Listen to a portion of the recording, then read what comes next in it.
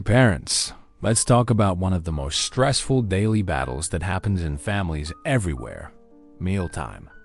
Your child refuses to eat what you've prepared. They claim they're not hungry. They pick at their food, they gag at new textures. They only want to eat the same 3 foods over and over again. You find yourself bargaining, bribing, threatening, or even force-feeding just to get some nutrition into your child. You worry about their health, their relationship with food, and you might even wonder if you're failing as a parent. If this sounds familiar, I want you to hear what Donald Winnicott discovered about children's eating behaviors that might completely transform how you understand and respond to these daily struggles. He found that when children refuse to eat, when they become what we call picky eaters, they're rarely just being difficult or manipulative. Instead, they're often communicating something much deeper about their emotional state, their need for control, their sensory experiences, or their relationship with you. Winnicott understood that eating is never just about nutrition for children. It's one of the most intimate, vulnerable acts a human being can engage in. When we eat, we're literally taking something from the outside world into our bodies, trusting that it's safe, trusting that it will nourish us rather than harm us. For children who are still developing their sense of safety and control in the world, eating can trigger complex feelings about trust, autonomy, and vulnerability. Think about what mealtime represents from your child's perspective. You're asking them to stop what they're doing, sit in a designated place, and consume foods that you've chosen, prepared, and presented to them. You're asking them to trust your judgment about what's good for them, to accept your decisions about timing and portions, and to experience textures, flavors, and temperatures that might feel overwhelming or unfamiliar to their developing sensory system. For many children, especially those who are naturally sensitive, or who are going through phases where control and autonomy are particularly important, eating becomes one of the few areas where they feel they can assert their own preferences and exercise some power in their relationship with you. Winnicott called this phenomenon the politics of the dinner table. He recognized that food refusal often isn't about the food at all. It's about the child's need to establish their own identity and autonomy in relationship to their parents. When your 3-year-old refuses to eat the sandwich you've made, they might not be rejecting the sandwich. They might be asserting their right to have preferences, to make choices, to be seen as a separate person with their own opinions. This is particularly common during the toddler years and again during adolescence, 2 periods when children are working hard to establish their independence and individual identity. During these phases, almost any request from a parent can become a battleground for autonomy. And eating is often one of the most charged areas because it happens multiple times every day. Let me share a story that really illustrates this beautifully. There was a 2-year-old girl who suddenly stopped eating most of the food she had previously enjoyed. Her parents became increasingly worried and frustrated as mealtimes turned into battles. They tried everything, making special meals, offering rewards, threatening consequences, but nothing worked. The little girl would sit at the table and refuse to eat, sometimes for hours. As her family worked with Winnicott, they discovered something important. This food refusal had started right around the time this little girl was going through a major developmental leap in language and mobility. She was suddenly able to walk confidently, to communicate more clearly, and to understand that she was her own person with her own preferences and opinions. The food refusal wasn't about the food. It was about practicing saying no, about exercising her newfound sense of autonomy, about testing whether her parents would still love her even when she didn't comply with their wishes. Once her parents understood this and found other ways to honor her growing independence, the eating struggles began to resolve naturally. This brings up something crucial that Winnicott taught about the difference between hunger and appetite. He found that many eating struggles happen not because children aren't hungry, but because their natural appetite has been disrupted by stress, anxiety, control battles, or overwhelming sensory experiences. Hunger is a biological drive. Your body needs fuel and sends signals to your brain to seek food. But appetite is more complex. It's influenced by emotions, by the social environment around eating, by sensory experiences, by feelings of safety and control.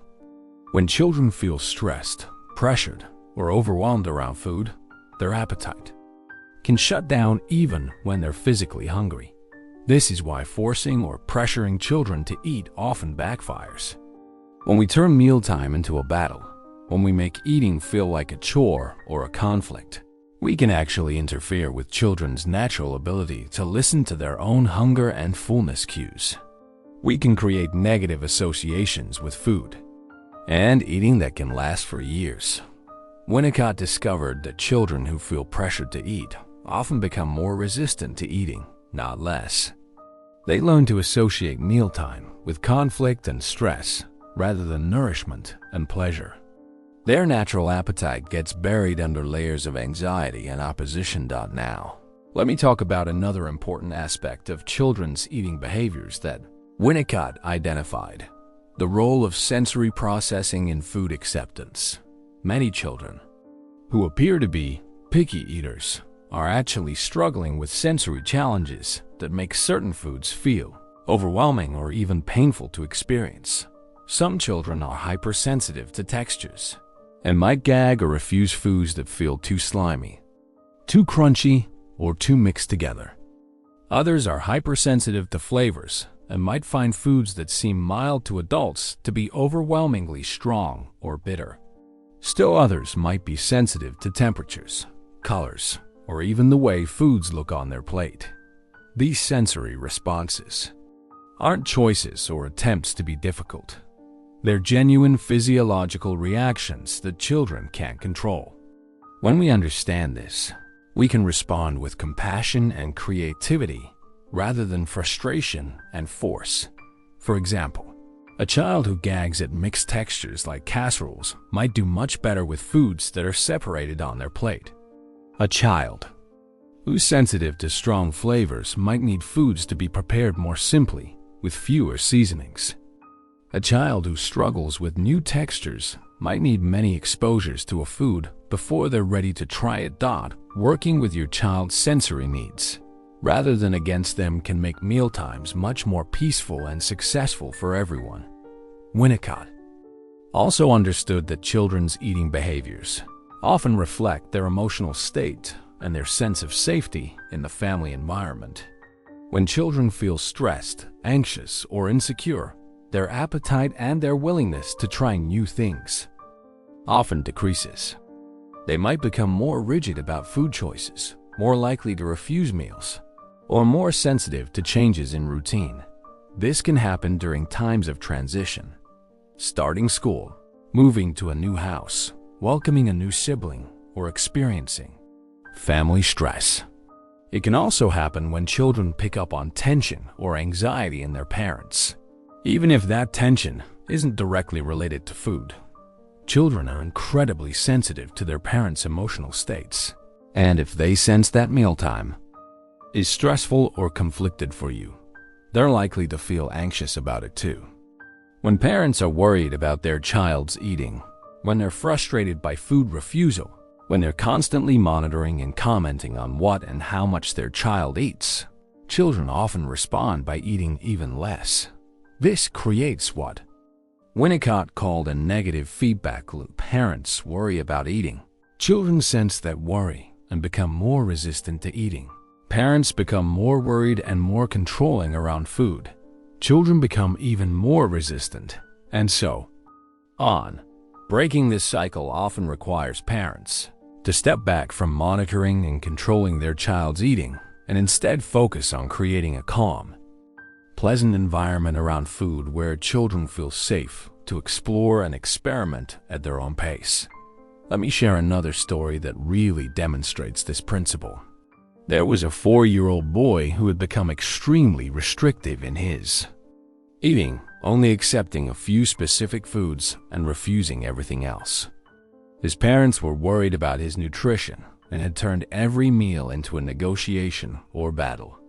The more they pushed, the more resistant he became. Mealtimes became so stressful that the whole family started to dread them. The parents were exhausted, the child was anxious, and no one was enjoying food anymore. When they learned about Winnicott's approach to eating difficulties, they decided to try something radical. They stopped commenting on what or how much their son ate. They stopped making special meals or offering alternatives. They simply put food on the table, ate their own meals calmly and pleasantly, and trusted that their son would eat what he needed. At first, their son ate even less, testing whether his parents were really going to stop pressuring him. But as he began to trust that mealtime was no longer a battleground, something amazing happened. His natural appetite started to return. He began to show interest in foods he hadn't touched in months. He started asking questions about what his parents were eating and occasionally trying small bites. Within a few months, this little boy was eating a much more varied diet than he had in over a year. More importantly, he had rediscovered his own internal cues about hunger and fullness, and mealtimes had become pleasant again for the whole family. This story illustrates one of Winnicott's most important insights about feeding children: that our job as parents isn't to make our children eat. Our job is to provide nutritious food in a pleasant environment and trust that children's natural hunger and curiosity will guide them toward adequate nutrition. This approach, which nutrition experts now call division of responsibility, recognizes that parents are responsible for what, when, and where food is offered, but children are responsible for whether and how much they eat. This doesn't mean we never have any influence over our children's eating habits. It means we focus our energy on things we can actually control, like modeling healthy eating ourselves, exposing children to a variety of foods without pressure, creating pleasant mealtime environments, and maintaining regular meal and snack times. When we try to control whether and how much our children eat, we often interfere with their natural ability to self-regulate their food intake. But when we focus on our own responsibilities and trust children to handle theirs, eating usually becomes much less problematic for everyone. Now, I want to address something that worries many parents: the fear that if they don't monitor and control their child's eating, their child won't get adequate nutrition. This is a legitimate concern, especially when you're watching your child refuse meal after meal. But Winnicott's research, along with decades of subsequent studies, has shown that healthy children who are offered regular access to nutritious foods will generally eat enough to support their growth and development, even if their eating seems erratic or limited from day to day. Children's nutritional needs are actually much smaller than many parents realize, and their eating patterns often look different from adult eating patterns. They might eat a lot one day and very little the next. They might go through phases of eating mostly carbohydrates, or mostly protein, or mostly fruits. Over time, these patterns usually balance out to provide adequate nutrition. Of course, if you have genuine concerns about your child's growth or nutritional status, it's always appropriate to consult with your pediatrician. But in most cases, children who are offered regular meals and snacks of nutritious foods will eat what they need, even if it doesn't look like what we think they should be eating. Winnicott also taught us something important about the social and emotional aspects of eating. He found that children often eat better when the focus is on connection and conversation rather than on the food itself. When families can enjoy each other's company at mealtime, when eating becomes associated with pleasure and togetherness rather than stress and conflict, children are more likely to approach food with curiosity and openness.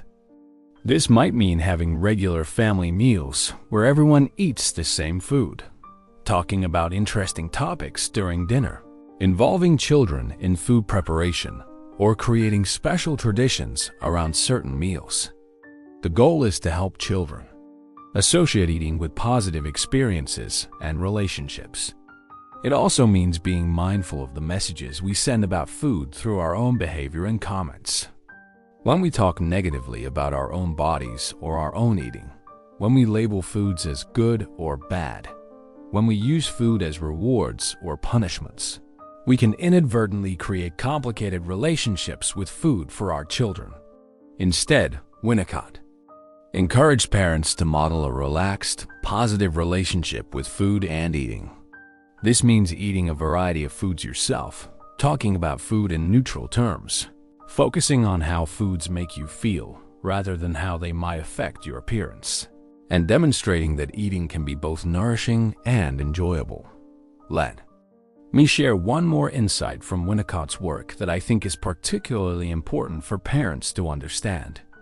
He found that many eating struggles resolve naturally as children develop and mature, especially when parents can avoid turning food into a major battle. Children's taste preferences, sensory tolerances, and eating abilities all continue to develop throughout childhood. A child who refuses vegetables at age 3 might become very interested in them at age 5. A child who can only tolerate smooth textures as a toddler might embrace crunchy foods as a preschooler. When we can trust this natural developmental process and avoid creating negative associations with food through pressure and conflict, children usually expand their eating repertoire gradually over time. This doesn't mean we should never encourage children to try new foods or never have any expectations around eating. It means approaching these goals with patience and trust in our children's natural development rather than with anxiety and control. Remember, your child's eating behaviors are rarely just about food. They're often communications about autonomy, control, sensory experiences, emotional states, or their relationship with you. When we can look beneath the surface of eating struggles and respond to these deeper needs, we often find that the eating issues resolve more easily than we expected. Your job isn't to make your child eat. It's to provide nutritious food in a loving environment and trust that your child's natural wisdom about their own body will guide them toward adequate nourishment. When you can approach feeding from this place of trust and connection rather than worry and control, mealtimes can become opportunities for nourishment, pleasure, and family bonding rather than daily battles that leave everyone feeling frustrated and disconnected.